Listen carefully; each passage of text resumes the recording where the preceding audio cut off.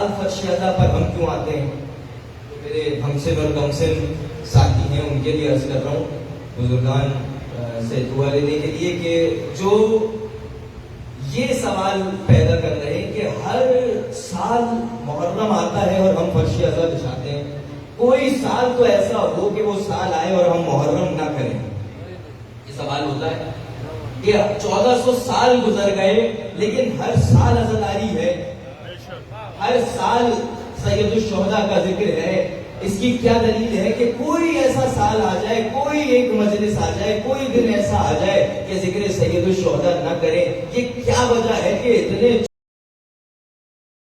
1400 سال گزرنے کے باوجود ہر کوئی فرش ادا پر آ کے بیٹھ رہا ہے؟ آیت اللہ بہجت فرماتے ہیں اس کی دلیل یہ ہے، وجہ یہ ہے کہ جتنے لوگ آ کے بیٹھتے ہیں یہ صرف اس لیے بیٹھتے ہیں کہ یہ جگہ اجر رسالت کی ادائیگی ہے، یہ جگہ اجر رسالت کی ادائیگی، اور ہم اجر رسالت کی ادائیگی کرنے آئے۔ وہ جو میں نے سرنامہ کلام کا لڑ کے کہ کل لا اسألکم علیہ اجرا الا المودۃ فی القربى، کچھ نہیں چاہیے سوائے اس کے کہ اہل قربت سے، ان کے قرابت داروں سے محبت کی جائے، اور وہ محبت کی دلیل یہ ہے کہ جہاں ان کا ذکر ہو وہاں ان کے چاہنے والے اس فرش ادا پر آتے ہیں۔ بے شک جی، بے شک۔ پھر یہ ایام مخصوص حضرت امام حسن سے بھی ہیں، ایام محسنیہ کے ایام بھی ہیں، امام حسن عسکری کے ایام بھی ہیں۔ یہ اختتام ظاہری طور پر کہ پھر اس کے بعد کون معلوم کہ اگلا سال ہوگا اور ذکر سید الشہداء ہے۔ جو ایک سال پہلے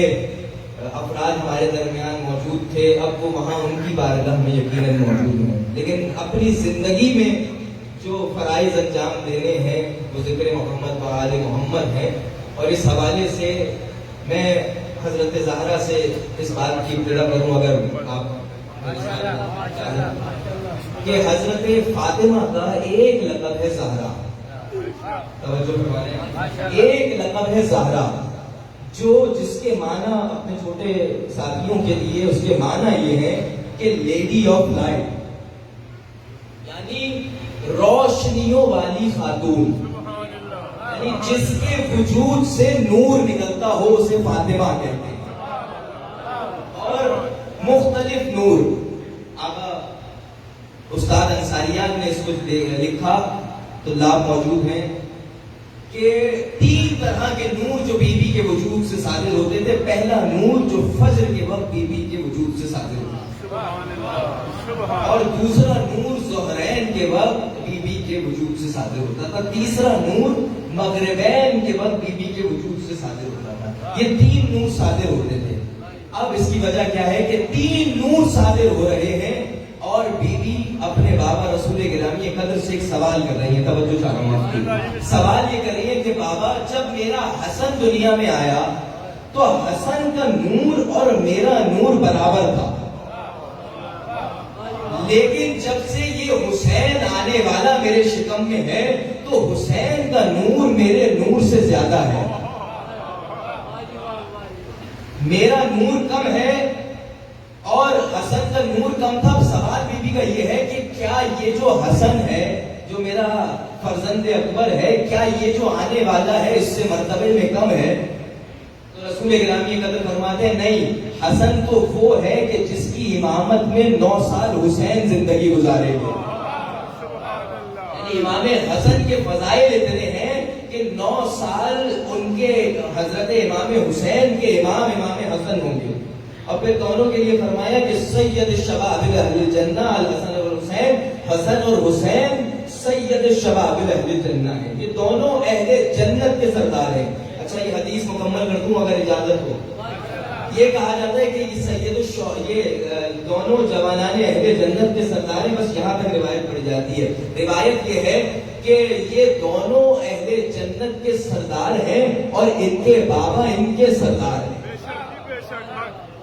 جو فرمانے آپ، ان کے بابا ان کے بھی سردار ہیں۔ اور اس کے بعد جب بی بی نے یہ سوال کیا تو کہا کہ یہ دونوں جوانان جنت ہیں، یہ دونوں سردار ہیں، اور امام حسین کے فضائل اس معنی میں کہ امام حسن جب زندگی میں امامت پر آئیں گے تو امام حسین ان کے ماتحت رہیں گے، اور پھر اور بہت سارے فضائل۔ جب بی بی نے یہ سوال دہرایا تو رسول گرامی قدر نے کہا کہ آپ کا یہ سوال کرنے کی وجہ کیا ہے؟ تو پھر فرمانے لگی کہ اس کا نور میرے نور سے زیادہ ہے، جبکہ حسن کا نور نہیں تھا۔ تو اب کیا فرماتے رسول اللہ کہ جب حسن اس دنیا میں آئے ہیں، جب حسن اس دنیا میں آئے تو فقط حسن آئے، لیکن جب حسین اس دنیا میں آ رہے ہیں تو فقط حسین نہیں آ رہے، حسین کے ساتھ سید سجاد بھی ہیں، حسین کے ساتھ یہ 14 معصومین تک سب ہے، تو امام حسین کے ساتھ ہو گئے۔ یعنی فقط حسین دنیا میں نہیں آئے ہیں، حسین کے ساتھ امام باقر بھی ہیں، حتیٰ امام مہدی بھی ہیں جو امام حسین کے ساتھ اس دنیا میں آئیں گے، اور اس وجہ سے سب کا نور ہے تو نور زیادہ ہے۔ اور پھر امام حسن کے باب میں جو معروف واقعہ ہے، صرف اس سے رب دینے کے لیے، کہ امام حسن نے جب وحی نازل ہوتی تھی اور وحی نازل ہونے کے بعد جب اس کا سیاق و سباق ہوتا تھا، اس کے بعد کیا واقعات پیش آئے، کیا واقعہ پیش آ رہا ہے، یہ ساری چیزیں جب وہ نقل کرتے تھے اور سنتے تھے رسول خدا صلی اللہ علیہ وآلہ وسلم صلوات علیہ وسلم،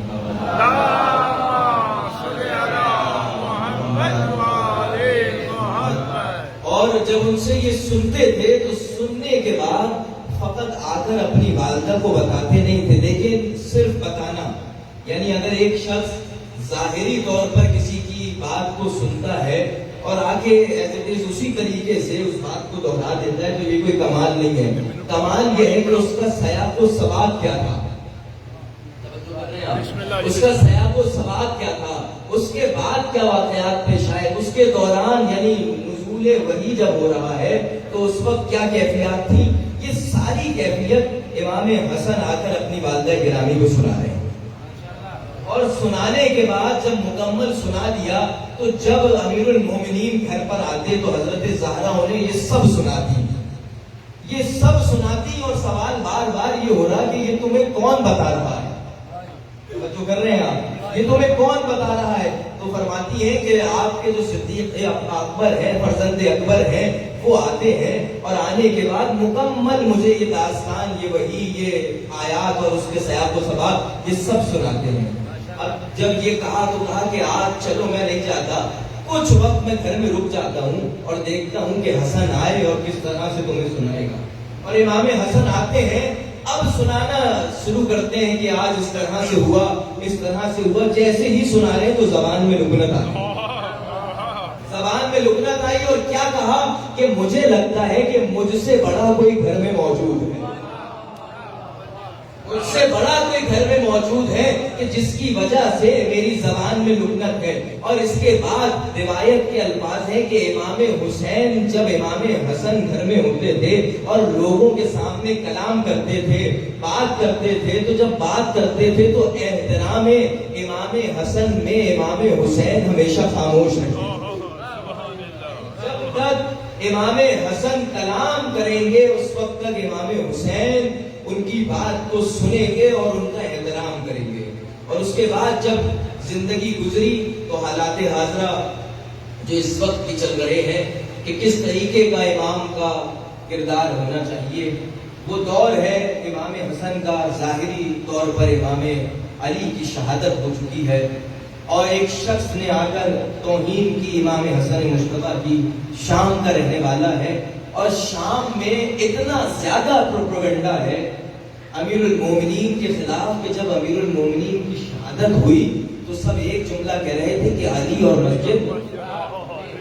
علی اور مسجد کا کیا تعلق،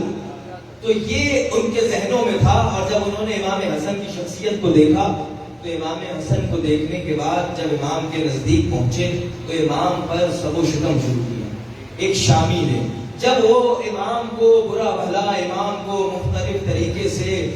اذیت دیتا رہا تو جو امام کے ساتھ، امام کے ساتھی، امام کے احباب تھے، ان سب نے تلوار نکالی اور چاہا کہ اس کی گردن اڑا دے، لیکن امام نے کہا نہیں، میں اپنے جملوں سے اس کو سمجھاؤں گا، میں اس کو سمجھاؤں گا۔ اور سمجھانے لگے اور کہا کہ تمہارے پاس زیادہ سفر ہے، تمہارے تمہارے پاس کھانے کو کچھ تمام ہو گیا ہے تو میں دے دوں، تمہارے پاس پیسے نہیں ہیں تو میں دے دوں، تمہیں کسی بھی چیز کی مشکل ہے تو میں تمہیں دوں، مجھے لگتا ہے کہ تم مسافر ہو، مجھے لگتا ہے کہ تم مسافر ہو، یہاں کے رہنے والے نہیں ہو۔ جب اس نے یہ سارا ماجرا سن لیا، یہ سارا واقعہ اس نے دیکھ لیا، تو دیکھنے کے بعد وہ اضطراب کی کیفیت میں آیا، پریشان ہوا کہ میں نے تو حسن کے بارے میں کچھ اور سنا تھا، توجہ کر رہے ہیں آپ، میں نے تو حسن مشتبہ کے بارے میں کچھ اور سنا تھا، انہیں کچھ اور پایا۔ اب جب یہ سب دیکھ لیا تو آل محمد کے در کا گرویدہ ہو گیا، اور گرویدہ ہونے کے بعد جو آج کل حالات حاضرہ چل رہے ہیں، اس نے اس وقت اس چیز کی گواہی دی تھی جب یہ ساری باتیں مکمل کر لی اس نے، اور امام حسن اس سے اب چاہ رہے تھے کہ ودا لے، تو رک کے کہنے لگا کہ اشہد انک ولی اللہ، میں گواہی دیتا ہوں کہ آپ اللہ کے ولی ہیں۔ اپنے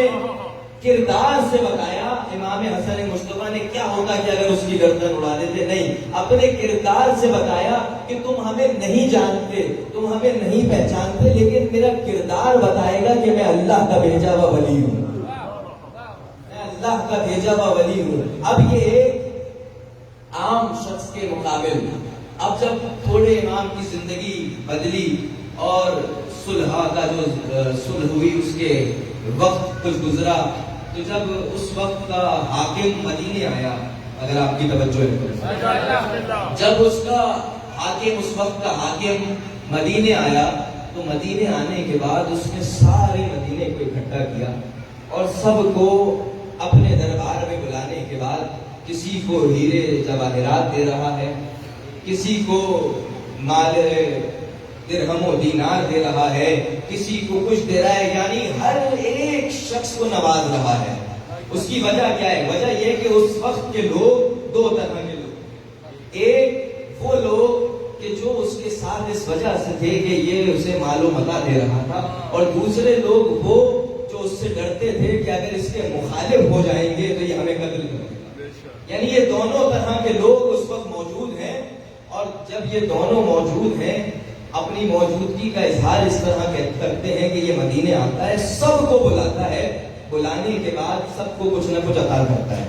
جب سب کو عطا کر دیتا ہے اور پھر اپنے سپاہیوں کو بھیجتا ہے کہ جاؤ دیکھو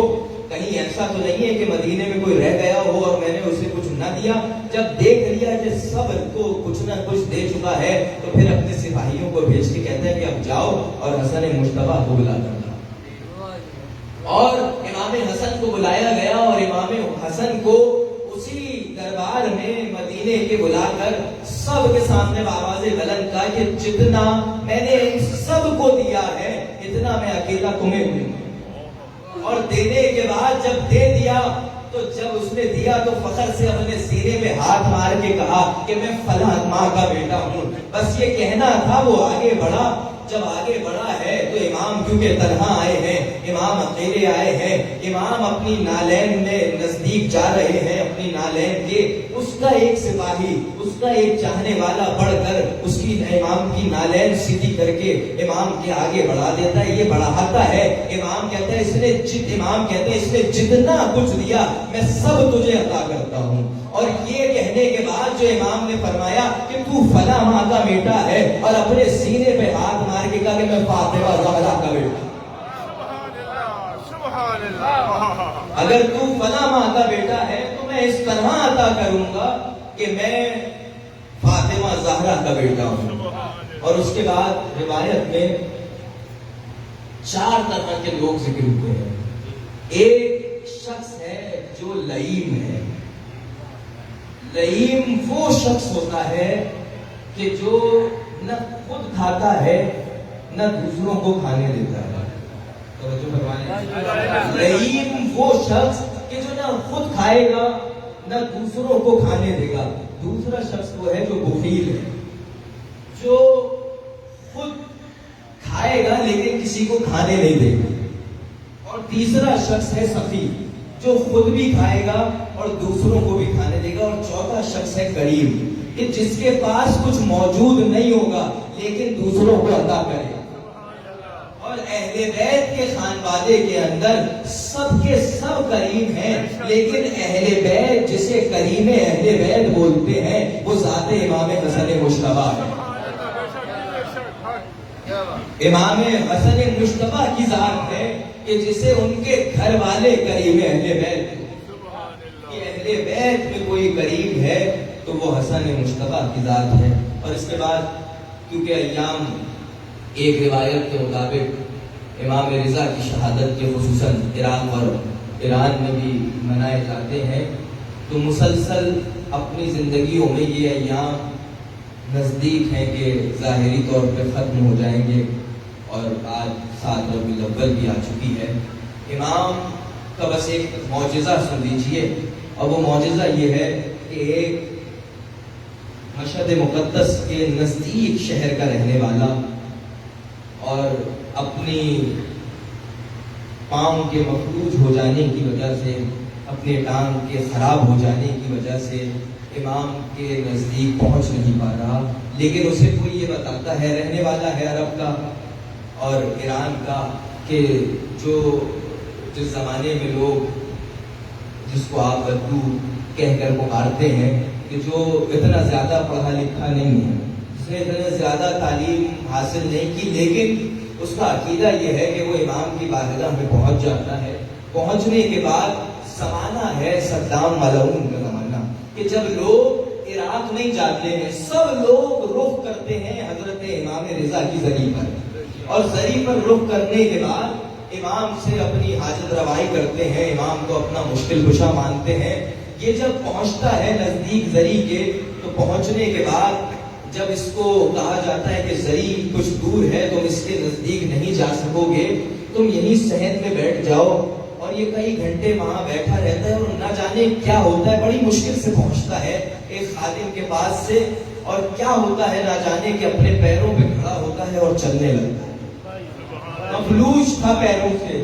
چل نہیں سکتا تھا، لیکن اپنے پیروں پہ کھڑا ہوا اور چل پڑا۔ تو اس خادم نے کہا کہ تم مجھ سے مذاق کر رہے تھے، تم مجھ سے مسخرہ کر رہے تھے، ظاہری طور پر تو میں نے تمہارا یہ پیر، یہ ٹانگ تمہاری خراب دیکھی، کیا ہوا کہ یہ ایک دم صحیح ہو گئی؟ تو کہنے لگا کہ اتنے عرصے سے میں یہاں بیٹھا تھا، اتنے گھنٹوں سے بیٹھا تھا، میں نے بس یہ کہا کہ میری ٹانگ ٹھیک کر دیجئے، مجھے اتنی معرفت نہیں ہے۔ امام آئے اور امام نے ایک ہاتھ پھیرا، بس ہاتھ کا پھیرنا تھا کہ میں صحیح ہو گیا، اور ایک جملہ کہا کہ کیا ہوا کہ اگر تم ہمارے پاس نہیں آ سکتے، ہم تو تمہارے پاس آ کے تمہیں شفا دے سکتے ہیں۔ کیا ہوا کہ اگر تم نہیں آ سکتے، یہ تو ہو سکتا ہے کہ ہم تمہارے پاس آئیں اور تمہیں شفا عنایت کریں۔ اور اس کے بعد نادر بادشاہ نے جب حکومت سنبھالی، تو حکومت سنبھالنے کے بعد اس نے جو سب سے پہلا کام کیا، اس کا ایک وزیر تھا مہدی، توجہ ہے، مہدی نامی اس کا ایک وزیر تھا جو محب اہل بیت تھا، وہ اسے مسلسل فضائل امیر المومنین بتاتا، اور بتانے کے بعد اس کو لے کر آیا امیر المومنین کی بارگاہ پر۔ آپ نے یہ بارہا یہ واقعہ سن رکھا ہے، لیکن صرف تکرار کے لیے، کہ جب وہ اس جگہ سے اترا، تو اترنے کے بعد جب امام کی بارگاہ سے نیچے آیا تو ایک نابینا شخص کو دیکھا۔ جیسے ہی اس نابینا شخص کو دیکھا تو اس سے کہنے لگا، کتنے عرصے ہوئے، کتنا عرصہ ہوا کہ تم بارگاہ امیر المومنین میں ہو اور تمہیں شفا نہیں ملی؟ کہنے لگا 4 ماہ یا 6 ماہ مجھے یہاں پر ہو چکے ہیں اور مجھے شفا نہیں ملی۔ تو اس نے اپنی تلوار نکالی اور اس کی گردن پر رکھ دی اور کہا کہ میں جا رہا ہوں، اب جب میں پلٹ کر آؤں گا تو تمہیں شفا مل جانی چاہیے۔ اور جب یہ پلٹ کر آیا ہے تو کیا دیکھا کہ اس کو شفا مل چکی، اور صرف ایک جملہ کہتا ہے جو ہمارے اور آپ کے تذکر کے لیے ہے، وہ جملہ یہ ہے کہ یہ عطا کرتے ہیں، تمہیں مانگنے کا سلیقہ نہیں آتا۔ جب ہمیں مانگنے کا سلیقہ آ جائے گا تو وہ یقیناً عطا کریں گے، کیونکہ ابھی ہمیں مانگنے کا سلیقہ نہیں آتا۔ اور اس کے بعد وہ بڑا حضرت عباس کی بارگاہ میں، امام حسین کی بارگاہ میں، امام حسین کی زیارت کے بعد جب بڑھتا ہے حضرت عباس کی بارگاہ میں، تو جب داخل ہوا تو اس نے ایک جگہ سے شور کے چیخنے کی، قبر کے نزدیک سے آواز آئی، اپنے سپاہیوں کو بھیجتا ہے کہ جاؤ اور جا کر دیکھو کون اضطراب کی کیفیت میں ہے، کون مشکل میں گرفتار ہے، ہم اس کی مشکل کشائی کریں، یہ نادر بادشاہ کہہ رہا ہے۔ اور جب وہ جاتا ہے، اس کے سپاہی اس کو لے کے آتے ہیں، ایک شخص ہوتا ہے وہ یہ کہتا ہے کہ میں، عرب کا رواج یہ ہے کہ وہاں جب کسی کی رخصتی ہوتی ہے تو رخصتی کے بعد جو سب سے پہلا کام ہوتا ہے یہ اپنے گھر جانے سے پہلے حضرت عباس کی بارگاہ میں آتے ہیں۔ ہمارے یہاں بھی بہت ساری رسم و رواج کم ہو سکتی ہیں، ایسی رسم کا اضافہ ہو جائے گا کہ حضرت عباس سے توسل کرتے ہیں اپنی اچھی زندگی کا، اور توسل کرنے کے بعد اپنی زندگی کو ان کے بتائے ہوئے رستوں پر چلاتے ہیں۔ جب یہ بات یہ اس سے کر رہا ہے تو کہتے ہیں کیا مشکل ہے؟ کہا مشکل یہ ہے کہ جب ہم، کیونکہ عراق کے رہنے والے ہیں، ہم پڑھتے ہیں کہ ہم آئے ہیں کہ حضرت عباس کی زیارت کریں، اور زیارت کے دوران ایک نزدیک کربلا سے ایک شہر تھا کہ جس جگہ پر ہمیں ڈاکوؤں نے لوٹ لیا، ہمیں ڈاکوؤں نے لوٹا، اور لوٹنے کے بعد میرا سارا ساز و سامان، میرا سارا مال و متا بھی لے گئے، حتیٰ میری زوجہ، میری اہلیہ کو اٹھا کے لے گئے۔ اب وہ نادر بادشاہ کیا کہتا ہے، وہ ہر جوان کا عقیدہ ہونا چاہیے۔ نادر بادشاہ یہ کہتا ہے کہ کیا ہوا، تم خط و خال بتا دو، تم حلیہ بتا دو، تم اپنے زیورات بتا دو، مال و متا بتا دو، سب چیزیں بتاؤ، میں ابھی درخواست کروں گا اپنے لوگوں سے، اپنے سپاہیوں کو حکم بھی دوں گا کہ یہ جائیں اور اس سب چیزوں کو واپس لے آئیں۔ تو اس جوان کا عقیدہ دیکھیے گا، نادر بادشاہ سے کہتا ہے میں تمہارے پاس کب آیا ہوں، میں تمہارے پاس کب آیا ہوں، میں تو عباس کے پاس آؤں گا، مجھے یقین ہے عباس عطا کرے گا۔ یعنی عقیدہ کیسا ہے اس کا۔ اور پھر جب وہ حضرت عباس کی بارگاہ میں پلٹ گیا تو پلٹنے کے بعد مسلسل گریے کی آواز، ایک دفعہ گریے کی آواز بابا سے بلند آتی ہے کہ دوبارہ اپنے سپاہیوں کو بھیجتا ہے کہ جاؤ، اب کیا ہوا؟ اب جو دیکھا تو اس کی زوجہ اس کے ہمراہ ہے، اور وہ اپنی زوجہ کے ہمراہ آ رہا ہے۔ جب وہ نزدیک اس کے پہنچے تو اس نے سوال کیا کہ تمہارے ساتھ تو یہ سارا واقعہ پیش آیا، کیا وجہ ہے کہ تمہیں آزادی مل گئی؟ اس کی زوجہ نے یہ سارا ماجرا بیان کیا، اور ماجرا بیان کرنے کے بعد کہنے لگی کہ مجھے قید کر لیا گیا، اور مجھے قید کرنے کے بعد لے گئے۔ جب مجھے لے جا رہے تھے تو میرے ذہن میں یہ بات آئی کہ میں کس کا واسطہ دوں عباس کو کہ مجھے یہاں سے رہائی مل جائے، میں کس کا واسطہ دوں؟ بارہا میرے ذہن میں آیا کہ میں فلاں چیز کا واسطہ دوں، میں فلاں چیز کا واسطہ دوں، لیکن جب میرے ذہن میں یہ آ رہا تھا، میرے لبوں میں ہمت نہیں تھی کہ میں عباس کو واسطہ دوں، لیکن میں نے سوچا نہیں، میری زبان سے چند فکرے نکلے، وہ فکرے یہ تھے کہ اے عباس، تمہیں زینب کبریٰ کا واسطہ مجھے رہائی دے۔ آپ کی آوازیں بڑی ہیں، اے عباس، تمہیں زینب کبریٰ کا واسطہ مجھے رہائی دے دو۔ قم المقدسہ کا ایک واقعہ ہے، ایک شخص اپنی زوجہ کے ہمراہ سفر کر رہا ہے، ایک جگہ سے گزر رہا ہے کہ جب وہ ٹیکسی سے اترتے ہیں تو جب ٹیکسی کا دروازہ بند کرتے ہیں تو اس کی زوجہ کی چادر اس ٹیکسی کے دروازے میں پھنس جاتی ہے۔ بس پھنسنے کی دیر تھی کہ اس کی چادر اس کے وجود سے کچھ گزرتی ہے، کچھ خواتین ہلکا بنا کر اس کو چادر پہنا دیتے ہیں۔ اب کیا دیکھا جو وہاں لوگ موجود تھے، دیکھا کہ اس کا شوہر ایک کونے میں بیٹھ کر گریہ کر رہا ہے، مسلسل گریہ کر رہا ہے، مسلسل آواز اس کی بلند ہے۔ لوگوں نے جا کر پوچھا تم کیوں گریہ کر رہے ہو، تم کیوں آنسو بہا رہے ہو؟ کہا مجھے کوئی مشکل نہیں ہے، چند لمحوں کے لیے میری زوجہ کی چادر اتری، مجھ سے برداشت نہ ہوا، میں سوچ رہا ہوں کس طریقے سے عباس علمدار نے دیکھا ہوگا کہ زینب کے سر سے چادر اتر گئی۔ آپ کی آوازیں بلند ہیں، جب آپ گریہ کرتے ہیں تو آپ جب گریہ کرتے ہیں تو ایک بی بی ہے جو اس مجلس میں رومال لے کر آتی ہے، فقط وہ بی بی نہیں ہے، روایت کے الفاظ ہیں اس بی بی کے ساتھ ایک 4 سالہ معصومہ ہوتی ہے جو مسلسل ساتھ ہے اور ایک سوال کر رہی ہے۔ وہ سوال یہ ہے کہ اے بی بی ذرا یہ بتائیے یہ کس پر رو رہے ہیں، یہ کس پر گریہ کر رہے ہیں؟ تو حضرت زہرا کہتی ہیں کہ اے سکینہ، جب تم اپنے بابا پر روتی تھی تو تمہیں تماچے لگتے تھے،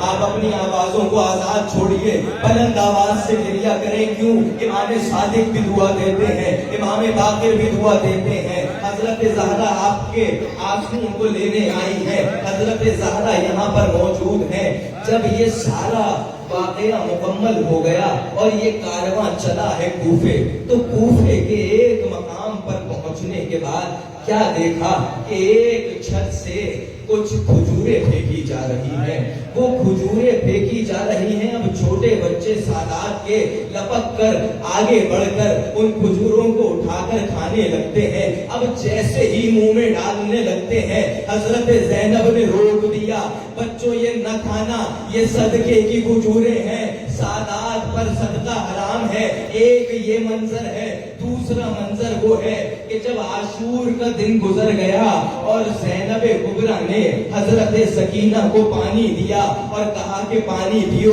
تو حضرت سکینہ نے کیا کہا کہ بھوٹی اماں پہلے آپ پانی پیجئے، تو حضرت زینب نے یہ فرمایا کہ پہلے چھوٹے بچے پانی پیتے ہیں۔ اب نہ جانے کیا سوچا، بس اس کوزے کو اٹھایا اور جنگل کی طرف بڑی سکینہ، اور بڑھتے بڑھتے بآوازیں بلند کہہ رہی ہے کہ مجھ سے چھوٹا میرا ششماں علی اصغر۔ 3 جنازے ہیں کہ جس پر معصومین نے گریہ کیا ہے۔ ایک جنازہ ہے حضرت زہرا کا جنازہ۔ جب حضرت زہرا کا جنازہ ہے تو سب بچوں سے، حسنین سے امام علی نے کہا کہ بچوں جب گریہ کرو، جب تمہاری آواز بلند ہونے لگے تو اپنی آستینوں کو اپنے منہ میں رکھ لینا کہ تمہاری آواز دب جائے۔ کچھ لمحہ گزرا تھا کہ علی کے چیخنے کی آواز آئی۔ لوگوں نے کہا ابھی تو بچوں کو روک رہے تھے، کہ فاطمہ نے نہ بتایا